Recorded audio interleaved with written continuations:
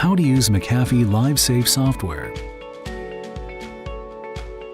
Your home network security system will keep your devices safe from many threats, including viruses, by preventing access to known malicious sites while you're connected to your home network. However, on its own, it can't protect devices when they access other networks, including cellular networks, nor can it prevent viruses if brought in through portable devices. Mobile devices that you use to access the internet from outside your secure home network, such as your phone, tablet, or laptop computer, are most at risk. For these devices, it's a good idea to add a layer of security in the form of antivirus software.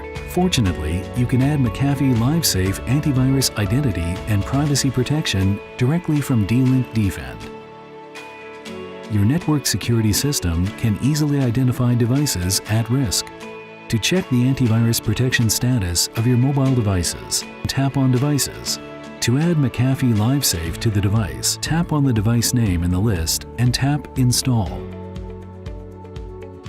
Tap Send to share a download link to your family member or friend, prompting them to install McAfee Antivirus Protection on their device. The user will receive your message along with the link to download and install McAfee Livesafe. Once the user clicks that link, the installation screen will appear. The user should follow the instructions and prompts on the screen throughout the installation process.